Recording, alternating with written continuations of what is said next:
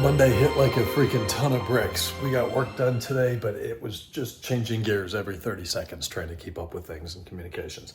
Car in the garage on my left tonight is not Silverstone. This is Blue Water. This is the one we had about a year ago, something like that, for a very comprehensive restoration. And it's back for two very small things from Arizona. So number one, oil leak. That's the predominant reason. It ended up being the oil level sensor. It's leaking internally coming out through the electrical connectors. So he's got a new one of those in there.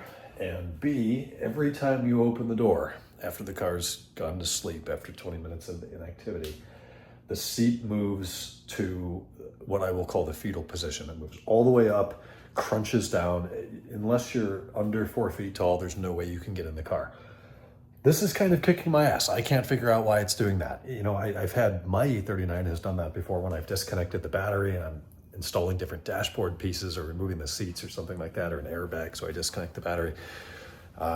The solution has always been disconnect, put the seat where you want it, disconnect the battery again, let it sit overnight or something like that, and then plug it in the next day and it's back to normal. So I don't know what's going on here. It might be a coding change. Maybe there's something in the general module for adjusting seat location on wake up, but it's driving him nuts and now it's driving me nuts. So that's gonna be a project for tomorrow. Today, multi-point inspection. Finally, the 05 E46 one owner German delivery 330i 6-speed sedan. God, I love that car. If I didn't have two two four-door E39s, I would be all about an E46. And you might remember when I moved here from Ohio and I had my 330xi in Ohio, I was here probably 6 months, and then I found that, I don't remember, if it wasn't a dealership. It was on the north side of the 78, somewhere in like Vista or San Marcos. There was a Topaz 330i. It was an 02-ish or 03, whatever the last year of the 5-speed was, which isn't ideal. The 6-speed's a much better gearbox. It doesn't have gear lean, but anyways, there was one there, and I went and I looked at it, and I thought, have I found the California 330?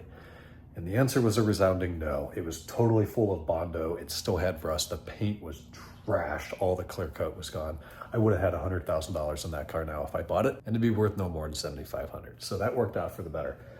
But this thing's driving well. We'll get a look at it tomorrow, make sure it's not leaking anymore, and figure out that seat. But results delivered. He's been very patient. I'm very thankful for that. This has taken a very long time. He exchanged the 330 for his 528 a couple of months ago, several months ago at this point. And I said, yes, we can keep the car. I can store it, but we have a lot of people in line ahead of you. And wow, it took a long time to get through them. And we're not even through them, but all of our pending projects for the last few months, we went through them today, and it's like stalled.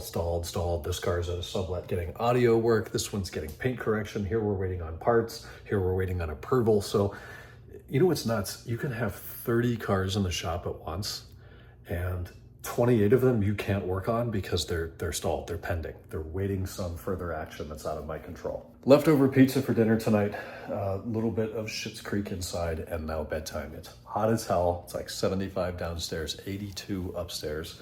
So we've got our little air conditioner running. Kind of called this about a month ago. I said, yeah, this is gonna be one of those years where it goes from highs in the low 60s to high in the upper 80s just in the course of a week. That seems to have happened, though it may cool down and level off a bit this week, and I'm hoping that's the case. Talk tomorrow on Tuesday. Good night.